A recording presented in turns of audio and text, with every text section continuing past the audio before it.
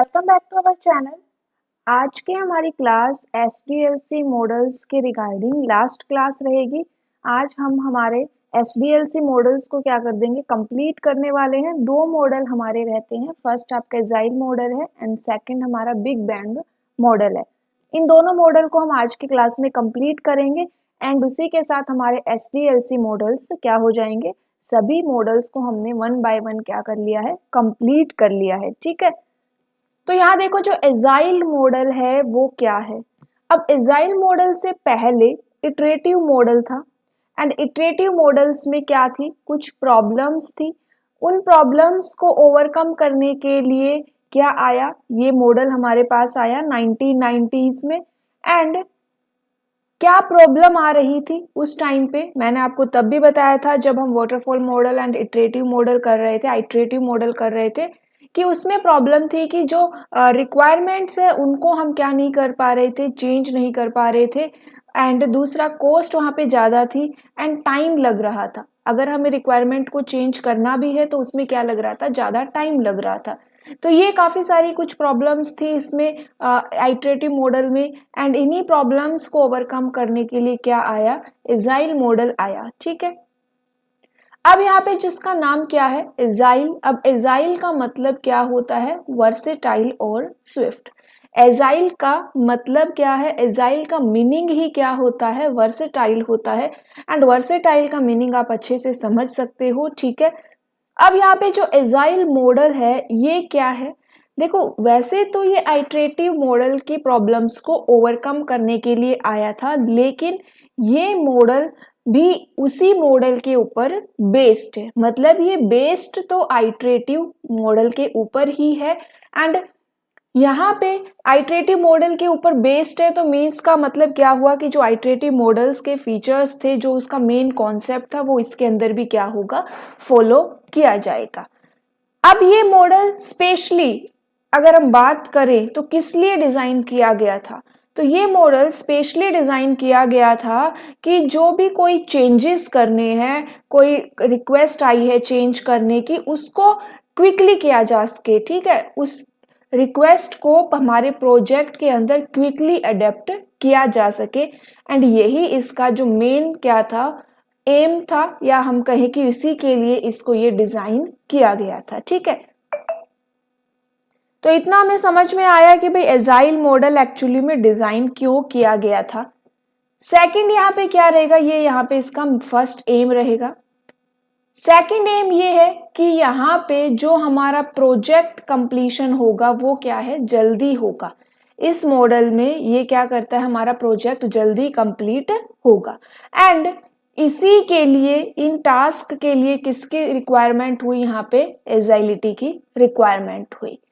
अब ये कैसे अचीव किया जाएगा, मतलब कि हमारा टास्क कंप्लीट हो जाए, ये चीज कैसे अचीव की जाएगी, तो इसके लिए क्या होता है, इस मॉडल में किसी भी स्पेसिफिक प्रोजेक्ट के लिए जो भी रिक्वायरमेंट एसेंशियल है उनको यहाँ पे रखा जाता है। एंड जो लगता है कि भाई इस स्पेसिफिक प्रोजेक्ट के लिए जो एसेंशियल नहीं है, जो इम्पोर्टेंट नहीं है, उन एक्टिविटीज को क्या कर दिया जाता है, रिमूव कर दिया जाता है। एंड यही जो रिमूव करने की प्रोसेस है या फिर ऐड करने की प्रोसेस है, इसी को हम क्या कहते हैं, एजाइलिटी कहते हैं। ठीक है, इतना हमें पता चला कि भाई इस मॉडल के अंदर हमें हमारे प्रोजेक्ट को जल्दी से कंप्लीट करना है, रिक्वेस्ट जो आ रही है उनको जल्दी एक्सेप्ट करना है, अडेप्ट करना है, इसके लिए एजाइलिटी की रिक्वायरमेंट हुई।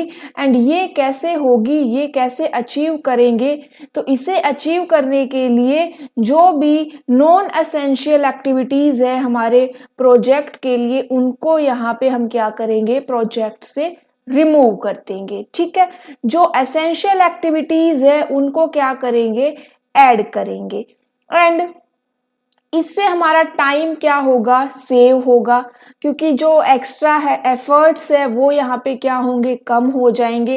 एक्स्ट्रा एक्टिविटीज को हमने रिमूव कर दिया है तो टाइम सेव हुआ एंड एफर्ट्स भी क्या हुए, कम लगे हमारे यहाँ पे। ठीक है, तो ये क्या है, हमारा एजाइल मॉडल है। एजाइल मॉडल किसके ऊपर बेस्ड है? आइट्रेटिव मॉडल के ऊपर बेस्ड है। इसका मतलब यहाँ पे भी आइट्रेशंस होंगी और इसी के लिए आइट्रेशंस का मतलब यहाँ पे क्या हुआ कि हम हमारे टास्क को किस में डिवाइड करेंगे? स्मॉलर स्मॉलर आइट्रेशंस में डिवाइड कर देंगे। और यहाँ पे देखो दूसरी बात यहाँ पे क्या है? Do not directly involve long term planning, मतलब यहाँ पे हमें लॉन्ग टर्म प्लानिंग को इन्वॉल्व नहीं करना है, प्रोजेक्ट को जल्दी कंप्लीट करना है, इसलिए लॉन्ग टर्म की यहाँ पे हम बात नहीं करेंगे। Plans regarding the number of iterations, durations and scope of each iterations are clearly defined in advance. हमें एडवांस में यहाँ पे ये सब सारी बातें डिफाइन करनी होगी कि टोटल कितने आइट्रेशंस रहने वाले हैं, उनका कितना ड्यूरेशन रहेगा, हर आइट्रेशन का क्या स्कोप रहेगा, ये क्या करना है स्टार्टिंग में ही क्लियरली हमें डिफाइन करके देना है। ठीक है, और लॉन्ग टर्म प्लानिंग की बात नहीं हो रही, इसका मतलब कि यहाँ पे शॉर्ट टाइम रहेगा। जो ईच आइट्रेशन यहाँ पे क्या है, उसका हर आइट्रेशन का एक शॉर्ट टाइम फ्रेम रहेगा which typically last from 1 to 4 weeks. अगर हमसे एग्जाम में पूछा जाए कि जो एजाइल मॉडल है उनमें जो आइट्रेशंस है, हर आइट्रेशन का शॉर्ट टाइम पीरियड कितना रहता है, तो हम यहाँ पे अप्रोक्सीमेट 1 to 4 वीक्स बताएंगे। तो एजाइल मॉडल में हमने क्या देखा? एजाइल मॉडल में हमें समझ आया कि ये आइट्रेटिव मॉडल्स में जो प्रॉब्लम्स थी उनको ओवरकम करने के लिए आया है। एजाइल मॉडल में क्या करता है कि जो नॉन एसेंशियल्स एक्टिविटीज होती है हमारे प्रोजेक्ट के लिए, उनको यहाँ से रिमूव कर दिया जाता है। एंड अगर हम नॉन एसेंशियल एक्टिविटीज को रिमूव कर देंगे तो हमारा टाइम सेव होगा, हमारा एफर्ट कम लगेगा। अब आइट्रेशन के ऊपर बेस्ड है ये मॉडल, इसका मतलब यहाँ पर भी हमें टास्क को किस में डिवाइड करना होगा? आइट्रेशंस में डिवाइड करना होगा। एंड उन आइट्रेशंस का जो ड्यूरेशन रहेगा वो काफी स्मॉल रहेगा। ठीक है, लॉन्ग टर्म यहाँ पे हम इंक्लूड नहीं करेंगे क्योंकि हमारे प्रोजेक्ट को हमें क्विकली यहाँ पे क्या करना है? कंप्लीट करना है। तो जो शॉर्ट टाइम फ्रेम की हम यहाँ पे बात कर रहे हैं वो कितना शॉर्ट रहेगा? 1 to 4 वीक यहाँ पे रहेगा ईच आइट्रेशंस। इतना हो गया, ये बेसिक बातें हैं एजाइल मॉडल के लिए। अब एजाइल मॉडल देखो यहाँ पे क्या कहता है कि बहुत सारे डेवलपमेंट प्रोसेस का क्या है, ये एक ग्रुप है। Agile model refers to a group of development process. चलिए नेक्स्ट यहाँ पे क्या बात करेंगे? अब हमारा जो ये एजाइल मॉडल है इसमें कहा गया है कि हमारे प्रोजेक्ट को क्या करना है? जल्दी कंप्लीट करना है। तो काम जल्दी तभी होगा जब उसमें बहुत सारे मेंबर्स इंक्लूड रहेंगे, इन्वॉल्व रहेंगे। अब ज्यादा से ज्यादा मेंबर्स इन्वॉल्व हो रहे हैं तो इसका मतलब यहाँ पे किसकी बात हो रही है? टीम की बात हो रही है। तो टीम में यहाँ पे क्या होगा? वर्क होगा। देन यहाँ पे किसकी बात होगी? स्टेप्स की। अब एजाइल मॉडल के स्टेप्स क्या क्या है? तो फर्स्ट स्टेप रिक्वायरमेंट गैदरिंग। इन स्टेप्स को मैं एक्सप्लेन नहीं करती हूँ क्योंकि ये एक स्टेप वही है जो SDLC फेजेस में हमने डिस्कस किए थे। तो ये फर्स्ट स्टेप रहेगा रिक्वायरमेंट गैदरिंग का। सेकंड है डिजाइन द रिक्वायरमेंट। थर्ड है कंस्ट्रक्शन या इटरेशन। फोर्थ है आपका टेस्टिंग या quality assurance. Then fifth deployment है एंड सिक्स्थ क्या रहेगा? फीडबैक रहेगा। तो टोटल 6 स्टेप है हमारे एजाइल मॉडल में। एजाइल मॉडल किनका कॉम्बिनेशन है? एजाइल मॉडल आपका कॉम्बिनेशन है iterative model and incremental model. Iterative हमने कर लिया है और इंक्रीमेंटल भी हमने कर लिया है। तो एजाइल मॉडल अगर एग्जाम में पूछा जाए कि भाई किसका कॉम्बिनेशन होता है तो ये आपका कॉम्बिनेशन रहेगा incremental model and iterative model का। फिर यहाँ पे क्या है? इसके फेजेस या स्टेप्स है रिक्वायरमेंट गैदरिंग। रिक्वायरमेंट गैदरिंग में हम क्या करते हैं? रिक्वायरमेंट्स को कलेक्ट करते हैं। कैसे कलेक्ट करोगे? कस्टमर के साथ इंटरेक्ट करके यहाँ पे क्या करेंगे? कलेक्ट करेंगे हम रिक्वायरमेंट्स को। फिर यहाँ पे क्या होगी? Design the requirement. अब डिजाइन करने के लिए किसका यूज होगा? यहाँ पे यूजर फ्लो डायग्राम और हाई लेवल UML डायग्राम्स का यूज करेंगे रिक्वायरमेंट्स को डिजाइन करने के लिए। थर्ड है कंस्ट्रक्शन और आइट्रेशन। यहाँ पे डेवलपमेंट टीम मेंबर्स क्या होंगे? Start working on their project. Fourth step रहेगा टेस्टिंग का। टेस्टिंग में यूनिट टेस्टिंग आ जाएगी, इंटीग्रेशन टेस्टिंग, सिस्टम टेस्टिंग।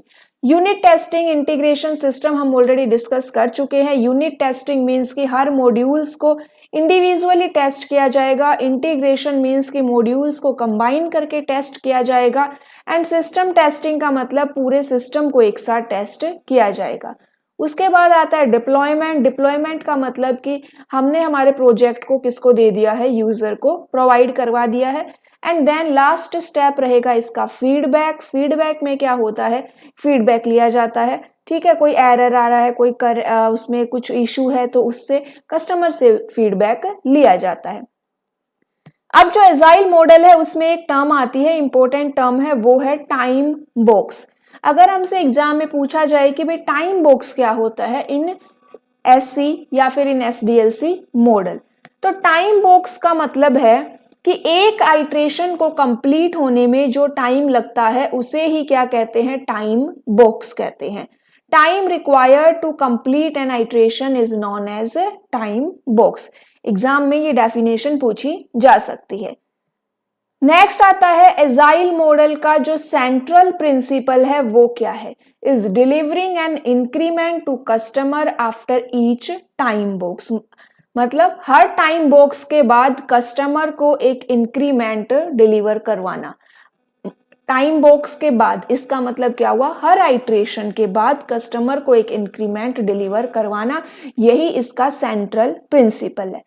इस मॉडल में कुछ टेस्टिंग मेथड्स है, वो क्या क्या है, स्क्रम है, क्रिस्टल है, देन थर्ड यहाँ पे डीएसडीएम रहेगा, dynamic software development method. Fourth है एफडीडी, फीचर ड्रिवन डेवलपमेंट।